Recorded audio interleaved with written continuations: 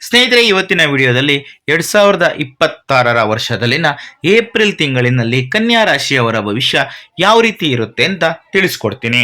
ಹಾಗಾಗಿ ಈ ವಿಡಿಯೋನ ಎಲ್ಲೂ ಕೂಡ ಸ್ಕಿಪ್ ಮಾಡದೆ ಕೊನೆವರೆಗೂ ನೋಡಿ. ಹಾಗೆ ನೀವೇನಾದರೂ ಇನ್ನೂ ನಮ್ಮ ಚಾನಲ್ಗೆ ಹೊಸಬರಾಗಿದ್ದರೆ ದಯವಿಟ್ಟು ಈ ಕೂಡಲೇ ಸಬ್ಸ್ಕ್ರೈಬ್ ಮಾಡ್ಕೊಳ್ಳಿ.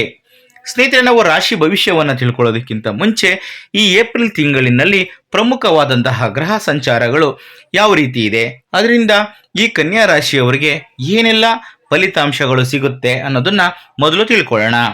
ಮೊದಲಿಗೆ ಮಂಗಳ. 3 ಮತ್ತು 8ನೇ ಮನೆಯ ಅಧಿಪತಿಯಾದಂತಹ ಮಂಗಳನು ನಿಮ್ಮ 7ನೇ ಮನೆಯಾದಂತಹ ಮೀನ ರಾಶಿಯಲ್ಲಿ ಏಪ್ರಿಲ್ 2ರಿಂದ ತನ್ನ ಸಂಚಾರವನ್ನು ಪ್ರಾರಂಭ ಮಾಡಿದ್ದಾನೆ. ಇದು ಸಂಗಾತಿಯೊಂದಿಗೆ ವಾದಗಳು, ಕೋಪ ಮತ್ತೆ ವ್ಯವಹಾರದ ಅಡೆತಡೆಗಳು, ಹಾಗೆ ಹಠಾತ್ತನೆ ಬರುವಂತಹ ವಿವಾದಗಳು ಈ ಕ್ಷೇತ್ರಗಳ ಮೇಲೆ ತನ್ನ ಪ್ರಭಾವವನ್ನು ಬೀರುತ್ತೆ. ಇನ್ನು 1 ಮತ್ತು 10ನೇ ಮನೆಯ ಅಧಿಪತಿಯಾದಂತಹ ಬುಧನು 7ನೇ ಮನೆಯಲ್ಲಿ ದುರ್ಬಲ ಸ್ಥಾನದಲ್ಲಿ ಏಪ್ರಿಲ್ 11ರಿಂದ ತನ್ನ ಸಂಚಾರವನ್ನು ಪ್ರಾರಂಭ ಮಾಡ್ತಾನೆ.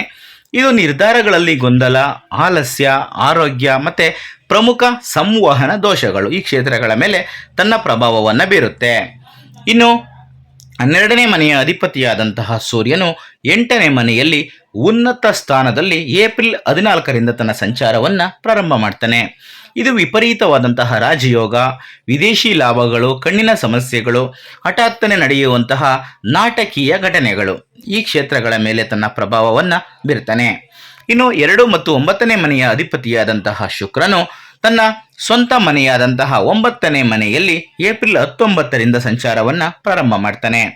ಇದು ಅದೃಷ್ಟ ಮತ್ತೆ ತಂದೆಯ ಮೂಲಕ ಲಾಭ, ದೀರ್ಘಾವಧಿಯ ಹೂಡಿಕೆಗಳಲ್ಲಿ ಬೆಳವಣಿಗೆ, ಹಾಗೆ ತೀರ್ಥಯಾತ್ರೆಗಳು ಈ ಕ್ಷೇತ್ರಗಳ ಮೇಲೆ ತನ್ನ ಪ್ರಭಾವವನ್ನು ಬೀರುತ್ತೆ.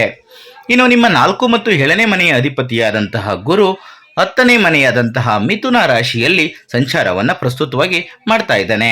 ಇದು ವೃತ್ತಿಯಲ್ಲಿ ಗೌರವ, ಕೆಲಸಕ್ಕೆ ಸಮರ್ಪಣೆ, ಹಾಗೆ ಮೇಲಧಿಕಾರಿಗಳಿಂದ ಬಲವಾದಂತಹ ಬೆಂಬಲ ಈ ಕ್ಷೇತ್ರಗಳ ಮೇಲೆ ತನ್ನ ಪ್ರಭಾವವನ್ನು ಬೀರುತ್ತೆ. ಈಗ ವೃತ್ತಿಯ ಬಗ್ಗೆ ನೋಡೋಣ. ನಿಮ್ಮ ಕರ್ಮದ ಮನೆಯಾದಂತಹ 10ನೇ ಮನೆಯಲ್ಲಿ ಗುರುವಿನ ಸಂಚಾರವು ಕೆಲಸ ಮಾಡುವ ವೃತ್ತಿಪರರಿಗೆ ಇನ್ನೂ ಹೆಚ್ಚಿನ ಪ್ರಯೋಜನವನ್ನು ನೀಡುತ್ತೆ. ನಿಮ್ಮ ಕೆಲಸದ ಸ್ಥಳದಲ್ಲಿ ನಿಮ್ಮನ್ನು ಮಾರ್ಗದರ್ಶಕ ಅಥವಾ ಮಾರ್ಗದರ್ಶಕರಾಗಿ ಗೌರವಿಸಲಾಗುತ್ತೆ. ಏಪ್ರಿಲ್ 11ರಂದು ನಿಮ್ಮ 10ನೇ ಮನೆಯ ಅಧಿಪತಿಯಾದಂತಹ ವೃತ್ತಿಯ ಸೂಚಕವಾದಂತಹ ಮತ್ತು ಲಗ್ನಾಧಿಪತಿಯಾದಂತಹ ಬುಧ 7ನೇ ಮನೆಯಲ್ಲಿ ದುರ್ಬಲ ಸ್ಥಿತಿಗೆ ಪ್ರವೇಶವನ್ನು ಮಾಡ್ತಾನೆ. ಈ ಸಮಯದಲ್ಲಿ ನೀವು ತೆಗೆದುಕೊಳ್ಳುವಂತಹ ನಿರ್ಧಾರಗಳು ಸುಲಭವಾಗಿ ವಿರುದ್ಧವಾದಂತಹ ಪರಿಣಾಮವನ್ನು ಬೀರಬಹುದು. ತೀವ್ರ ಸಂವಹನ ಅಂತರವನ್ನು ಉಂಟು ಮಾಡುತ್ತೆ. ನೀವು ನಿಮ್ಮ ಸಹೋದ್ಯೋಗಿಗಳಿಗೆ ಹೇಳಲು ಉದ್ದೇಶಿಸಿರುವುದನ್ನು ಸಂಪೂರ್ಣವಾಗಿ ತಪ್ಪಾಗಿ ಅರ್ಥೈಸಿಕೊಳ್ಳಲಾಗುತ್ತದೆ. ಇತರರ ಕೆಲಸದಲ್ಲಿ ನೀವು ಹಸ್ತಕ್ಷೇಪವನ್ನು ಮಾಡಬೇಡಿ. ಏಪ್ರಿಲ್ 14ರಂದು 12ನೇ ಮನೆಯ ಅಧಿಪತಿಯಾದಂತಹ ಸೂರ್ಯನು 8ನೇ ಮನೆಯಲ್ಲಿ ಅಗಾಧವಾದ ಬಲವನ್ನು ಪಡೆಯುವುದರಿಂದ ಬಹುರಾಷ್ಟ್ರೀಯ ಕಂಪನಿಗಳು ಅಂದರೆ MNC ಕಂಪನಿಗಳು, ಸಂಶೋಧನೆ ಅಥವಾ ಲೆಕ್ಕ ಪರಿಶೋಧನಾ ಕ್ಷೇತ್ರಗಳಲ್ಲಿ ಕೆಲಸವನ್ನು ಮಾಡುವವರು ಇದ್ದಕ್ಕಿದ್ದಂತೆ ಬಡ್ತಿಗಳನ್ನು ಪಡೆಯಬಹುದು ಅಥವಾ ವಿದೇಶಿ ಪ್ರಯಾಣಕ್ಕಾಗಿ ಅನಿರೀಕ್ಷಿತವಾದಂತಹ ಅವಕಾಶಗಳನ್ನು ಪಡ್ಕೋಬಹುದು. ಇನ್ನು ವ್ಯಾಪಾರ. ಈ ತಿಂಗಳು ವ್ಯಾಪಾರ ಮಾಲೀಕರು ಪ್ರತಿಯೊಂದು ಹೆಜ್ಜೆಯಲ್ಲೂ ಕೂಡ ಹೆಚ್ಚಿನದಾಗಿ ಜಾಗರೂಕತೆಯಿಂದ ಇರಬೇಕಾಗುತ್ತೆ. ನಿಮ್ಮ ವ್ಯವಹಾರದ 7ನೇ ಮನೆ ಯುದ್ಧ ಭೂಮಿಯನ್ನೇ ಹೋಲುತ್ತೆ. ಶನಿಯು ಈಗಾಗಲೇ 8ನೇ ಮನೆಯ ಅಧಿಪತಿಯಾದಂತಹ ಮಂಗಳ ಮತ್ತು ದುರ್ಬಲ ಲಗ್ನಾಧಿಪತಿಯಾದಂತಹ ಬುಧನ ಜೊತೆ ಸೇರಿರುವುದರಿಂದ ನೀವು ತೀವ್ರ ಸಂಘರ್ಷಗಳು ಅಥವಾ ಸಂಭಾವ್ಯ ಬೇರ್ಪಡುವಿಕೆಗಳು ಅಥವಾ ವ್ಯಾಪಾರ ಪಾಲುದಾರರಿಂದ ಮೋಸವನ್ನು ಎದುರಿಸಬೇಕಾಗುತ್ತೆ. ಹಾಗಾಗಿ ನಂಬಿಕೆ ತೀವ್ರವಾಗಿ ಅಲುಗಾಡುವಂತಹ ಪರಿಸ್ಥಿತಿಗೆ ಬಂದಿರುತ್ತೆ. ಏಪ್ರಿಲ್ ತಿಂಗಳ ಮೊದಲ 3 ವಾರಗಳಲ್ಲಿ ಯಾವುದೇ ಹೊಸ ಒಪ್ಪಂದಗಳಿಗೆ ಸಹಿಯನ್ನು ಹಾಕಬೇಡಿ. ತೆರಿಗೆಗಳಿಗೆ ಸಂಬಂಧಿಸಿದಂತೆ ಸಂಪೂರ್ಣ ಪಾರದರ್ಶಕತೆಯನ್ನು ಕಾಪಾಡಿಕೊಳ್ಳಿ, ಏಕೆಂದರೆ ಕಾನೂನಿನ ತೊಡಕುಗಳು ಹೆಚ್ಚಾಗುವ ಸಾಧ್ಯತೆ ಇದೆ. ಏಪ್ರಿಲ್ 19ರ ನಂತರ 9ನೇ ಮನೆಯ ಅಧಿಪತಿಯಾದಂತಹ ಶುಕ್ರನ ಬಲವರ್ಧನೆಯು ಗ್ರಾಹಕರೊಂದಿಗೆ ವ್ಯವಹರಿಸುವಾಗ ಸಕಾರಾತ್ಮಕವಾದಂತಹ ಆವೇಗವನ್ನು ತರುತ್ತೆ. ವಿಶೇಷವಾಗಿ ಆನ್ಲೈನ್ ವ್ಯವಹಾರಗಳು ಮತ್ತು ವಿದೇಶಿ ವ್ಯಾಪಾರವು ಅತ್ಯುತ್ತಮವಾದಂತಹ ಲಾಭವನ್ನು ತಂದುಕೊಡುತ್ತೆ. ಇನ್ನು ಹಣಕಾಸು. ಆರ್ಥಿಕವಾಗಿ ಈ ತಿಂಗಳು ಬಹಳ ವಿಚಿತ್ರವಾದರೂ ಪ್ರತಿಫಲದಾಯಕ ಅನುಭವವನ್ನು ನೀಡುತ್ತದೆ. ಏಪ್ರಿಲ್ 14ರಂದು 12ನೇ ಮನೆಯ ಅಧಿಪತಿಯಾದಂತಹ ಸೂರ್ಯನು 8ನೇ ಮನೆಯಲ್ಲಿ ಉತ್ತುಂಗಕ್ಕೆ ಏರ್ತಾನೆ. ಇದು ಪ್ರಬಲವಾದಂತಹ ವಿಪರೀತ ರಾಜಯೋಗವನ್ನು ಪ್ರಚೋದಿಸುತ್ತೆ. ಈ ಜ್ಯೋತಿಷ್ಯ ವಿದ್ಯಮಾನದ ಅರ್ಥ ಏನಂದ್ರೆ ಬೇರೊಬ್ಬರ ನಷ್ಟವು ನಿಮ್ಮ ಲಾಭವಾಗುತ್ತದೆ. ವಿಮಾ ಪಾವತಿಗಳು, ವಸಾಹತುಗಳು ಅಥವಾ ಆನುವಂಶಿಕ ಆಸ್ತಿಗಳ ಮೂಲಕ ನೀವು ಹಠಾತ್ತನೆ ಆರ್ಥಿಕ ಲಾಭವನ್ನು ಪಡ್ಕೊತೀರಾ. ನಿಮ್ಮ ಎರಡನೇ ಮನೆಯಾದಂತಹ ಸಂಪತ್ತಿನ ಮನೆಯ ಅಧಿಪತಿ ಮತ್ತು 9ನೇ ಅದೃಷ್ಟ ಮನೆಯ ಅಧಿಪತಿಯಾದಂತಹ ಶುಕ್ರನು ಏಪ್ರಿಲ್ 19ರಂದು ತನ್ನದೇ ರಾಶಿಯಾದಂತಹ ವೃಷಭ ರಾಶಿಗೆ ಅಂದರೆ ನಿಮ್ಮ 9ನೇ ಮನೆಗೆ ಪ್ರವೇಶಿಸಿದ ತಕ್ಷಣ ನಿಮ್ಮ ಎಲ್ಲ ಆರ್ಥಿಕ ತೊಂದರೆಗಳು ಮಾಯವಾಗುತ್ತವೆ. ದೀರ್ಘಾವಧಿಯ ಹೂಡಿಕೆಗಳಿಗಾಗಿ ಮಾಡಿದಂತಹ ಪ್ರಯತ್ನಗಳು ಅಂತಿಮವಾಗಿ ಫಲವನ್ನು ತಂದುಕೊಡ್ತವೆ. ನಿಮ್ಮ ಮಾತು ಮನವೊಲಿಸುವ ಮತ್ತು ಸಿಹಿಯನ್ನು ತಂದುಕೊಡುವ ರೀತಿಯಲ್ಲಿ ಇರುತ್ತೆ. ಇದು ಹಣಕಾಸಿನ ವಿಷಯಗಳನ್ನು ಉತ್ತಮ ಚಾತುರ್ಯ ಮತ್ತು ರಾಜತಾಂತ್ರಿಕತೆಯಿಂದ ನಿರ್ವಹಿಸಲು ನಿಮಗೆ ಅನುವು ಮಾಡಿಕೊಡುತ್ತೆ. ಇನ್ನು ಆರೋಗ್ಯ ಮತ್ತು ಯೋಗಕ್ಷೇಮ. ನಿಮ್ಮ ಲಗ್ನಾಧಿಪತಿಯಾದಂತಹ ಬುಧ ದುರ್ಬಲ ಸ್ಥಿತಿಯಲ್ಲಿ ಇರುವುದರಿಂದ ಮತ್ತು ಸೂರ್ಯನು 8ನೇ ಮನೆಯಲ್ಲಿ ಇರುವುದರಿಂದ ನಿಮ್ಮ ಆರೋಗ್ಯವನ್ನು ನಿರ್ಲಕ್ಷಿಸುವುದು ಸಂಪೂರ್ಣವಾಗಿ ಸೂಕ್ತವಲ್ಲ. ನೀವು ನರ ದೌರ್ಬಲ್ಯ, ಚರ್ಮದ ಸಮಸ್ಯೆಗಳು, ಅಲರ್ಜಿ ಅಥವಾ ಕಣ್ಣಿಗೆ ಸಂಬಂಧಿಸಿದಂತಹ ಕಾಯಿಲೆಗಳಿಂದ ಕೆಲವೊಂದಷ್ಟು ತೊಂದರೆಗೆ ಒಳಗಾಗ್ಬೋದು. ನಿಮ್ಮ 6ನೇ ಮನೆಯಲ್ಲಿ ಅಂದರೆ ಕುಂಭ ರಾಶಿಯಲ್ಲಿ ರೋಗಗಳ ಮನೆಯಾಗಿರುತ್ತೆ ಕುಂಭ ರಾಶಿ.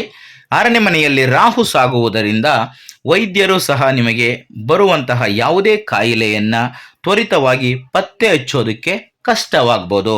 ಏಕೆಂದರೆ ಅದು ವಿಚಿತ್ರವಾದ ಕಾಯಿಲೆ ಆಗ್ಬೋದು ಅಥವಾ ಅಪರೂಪದ ಸೋಂಕು ಕೂಡ ಆಗಿರ್ಬೋದು. ಆರೋಗ್ಯಕರ ಆಹಾರವನ್ನು ಕಟ್ಟುನಿಟ್ಟಾಗಿ ಅನುಸರಿಸಿ. 7ನೇ ಮನೆಯಿಂದ ಮಂಗಳ ಮತ್ತು ಶನಿಯು ನಿಮ್ಮ ಲಗ್ನದ ಮೇಲೆ ನೇರ ದೃಷ್ಟಿಯನ್ನು ಹೊಂದಿರುವುದರಿಂದ ನೀವು ವಾಹನವನ್ನು ಚಲಾಯಿಸುವಾಗ ಆತುರ ಪಡುವುದನ್ನು ತಪ್ಪಿಸಬೇಕು. ನಿಮ್ಮ ಮಾನಸಿಕ ಆತಂಕವನ್ನು ಶಾಂತಗೊಳಿಸಲು ಧ್ಯಾನವನ್ನು ಅಭ್ಯಾಸ ಮಾಡ್ಕೋಬೇಕು. ಇನ್ನು ಕುಟುಂಬ ಮತ್ತು ವೈಯಕ್ತಿಕ ಸಂಬಂಧಗಳು. ಈ ತಿಂಗಳು ನಿಮ್ಮ ವೈವಾಹಿಕ ಜೀವನಕ್ಕೆ ಕಠಿಣ ಪರೀಕ್ಷೆಯ ಅವಧಿ.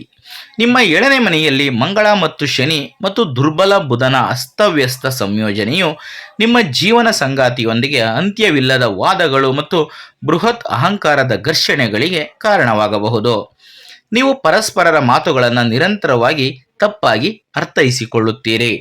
ಸಂಬಂಧವು ಮುರಿಯುವ ಹಂತವನ್ನು ತಲುಪುವುದನ್ನು ತಡೆಯಲು ಮೌನವನ್ನು ಕಾಪಾಡಿಕೊಳ್ಳುವುದು ನಿಮ್ಮ ಅತ್ಯುತ್ತಮ ಮತ್ತು ಏಕೈಕ ಪರಿಹಾರವಾಗಿದೆ.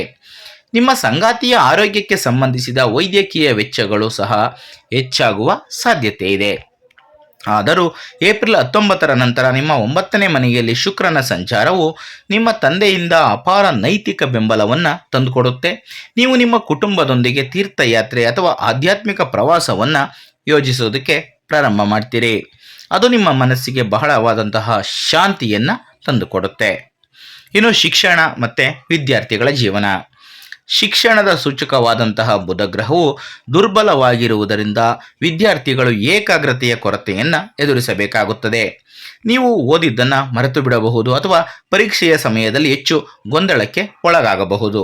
ಆದರೂ 9ನೇ ಮನೆಯಲ್ಲಿ ಶುಕ್ರ ಮತ್ತು 10ನೇ ಮನೆಯಲ್ಲಿ ಗುರುವಿನ ಸಂಯೋಜಿತ ಸಕಾರಾತ್ಮಕ ಪ್ರಭಾವದಿಂದಾಗಿ ಉನ್ನತ ಶಿಕ್ಷಣ ಮತ್ತು ಸಂಶೋಧನೆಯನ್ನು ಮಾಡ್ತಾ ಇರುವಂತಹ ವಿದ್ಯಾರ್ಥಿಗಳು ಅತ್ಯುತ್ತಮವಾದಂತಹ ಮನ್ನಣೆಯನ್ನು ಸಾಧಿಸ್ತಾರೆ ಮತ್ತು ವಿದೇಶಿ ವಿಶ್ವವಿದ್ಯಾಲಯಗಳಲ್ಲಿ ಅತ್ಯುತ್ತಮವಾದಂತಹ ಅವಕಾಶಗಳನ್ನು ಪಡೆದುಕೊಳ್ಳುವ ಸಾಧ್ಯತೆ ಇದೆ. ಸ್ನೇಹಿತರೆ, ಈಗ ಕೆಲವೊಂದಷ್ಟು ಜ್ಯೋತಿಷ್ಯ ಪರಿಹಾರಗಳನ್ನು ತಿಳಿಸ್ಕೊಡ್ತೀನಿ. 7ನೇ ಮನೆಯಲ್ಲಿ ತೀವ್ರ ತೊಂದರೆಗಳಿಂದ ನಿಮ್ಮ ವ್ಯವಹಾರ ಮತ್ತು ವೈವಾಹಿಕ ಜೀವನವನ್ನು ರಕ್ಷಿಸಲು ಮತ್ತು ನಿಮ್ಮ ಮಾನಸಿಕ ಗೊಂದಲವನ್ನು ನಿವಾರಿಸಿಕೊಳ್ಳಲು ನೀವು ಈ ಪರಿಹಾರ ಕ್ರಮಗಳನ್ನು ನಿಷ್ಠೆಯಿಂದ ಅನುಸರಿಸಬಹುದು. ಮೊದಲಿಗೆ ವಿಷ್ಣುವಿನ ಆರಾಧನೆ. ನಿಮ್ಮ ಲಗ್ನದ ಅಧಿಪತಿಯಾದಂತಹ ಬುಧನ ದೌರ್ಬಲ್ಯವನ್ನು ನಿವಾರಿಸಲು ಪ್ರತಿ ಬುಧವಾರ ಶ್ರೀ ವಿಷ್ಣು ಸಹಸ್ರನಾಮ ಸ್ತೋತ್ರವನ್ನು ಪಠಿಸಿ. ಇದು ನಿಮ್ಮ ನಿರ್ಧಾರ ತೆಗೆದುಕೊಳ್ಳುವಿಕೆಗೆ ಅಪಾರವಾದಂತಹ ಸ್ಪಷ್ಟತೆಯನ್ನು ತಂದುಕೊಡುತ್ತೆ. ಎರಡನೆಯದಾಗಿ ದುರ್ಗಾದೇವಿಯ ಪೂಜೆ. ಹಠಾತ್ತನೆ ಅಪಘಾತಗಳು ಮತ್ತು ತೀವ್ರ ಪಾಲುದಾರಿಕೆಯ ವಿವಾದಗಳನ್ನು ತಡೆಯಲು ಪ್ರತಿ ಮಂಗಳವಾರದಂದು ರಾಹುಗಾಲದ ಸಮಯದಲ್ಲಿ ದುರ್ಗಾದೇವಿಗೆ ದೀಪವನ್ನು ಹಚ್ಚಿ ಪ್ರಾರ್ಥನೆಯನ್ನು ಮಾಡಿ. ಇನ್ನು ಪ್ರಾಣಿ ಪಕ್ಷಿಗಳಿಗೆ ಆಹಾರವನ್ನು ನೀಡೋದು. ಯಾಕೆಂದರೆ ಪ್ರತಿ ಬುಧವಾರದಂದು ಪಕ್ಷಿಗಳು ಮತ್ತು ಹಸುಗಳಿಗೆ ಸಂಪೂರ್ಣ ಹೆಸರು ಕಾಳನ್ನು ತಿನ್ನಿಸುವುದು ತುಂಬಾ ಒಳ್ಳೆಯದು. ಈ ಸರಳ ಕ್ರಿಯೆ ನಿಮ್ಮ ಸಂವಹನ ದೋಷಗಳನ್ನು ನಿವಾರಿಸುತ್ತೆ ಮತ್ತು ವ್ಯವಹಾರದ ಬೆಳವಣಿಗೆಯನ್ನು ಉತ್ತೇಜಿಸುತ್ತೆ. ಸ್ನೇಹಿತರೆ, ಇದಿಷ್ಟು ಇವತ್ತಿನ ವಿಡಿಯೋದಲ್ಲಿನ ಮಾಹಿತಿ. ಈ ಮಾಹಿತಿ ನಿಮಗೆ ಇಷ್ಟ ಆದಲ್ಲಿ ಈ ವಿಡಿಯೋಗೆ ಒಂದು ಲೈಕ್ ಕೊಡಿ, ಹಾಗೆ ಈ ವಿಡಿಯೋನ ಶೇರ್ ಮಾಡೋದನ್ನು ಯಾವುದೇ ಕಾರಣಕ್ಕೂ ಮರಿಬೇಡಿ. ಇಂಥದೇ ಮತ್ತಷ್ಟು ಮಾಹಿತಿಗಳಿಗಾಗಿ ನಮ್ಮ ಚಾನಲನ್ನು ಪ್ರತಿನಿತ್ಯ ನೋಡ್ತಾ ಇರಿ. ಮುಂದಿನ ವಿಡಿಯೋದಲ್ಲಿ ಮತ್ತೆ ಸಿಗ್ತೀನಿ. ಎಲ್ರಿಗೂ ಕೂಡ ಒಳ್ಳೆಯದಾಗಲಿ. ಧನ್ಯವಾದಗಳು.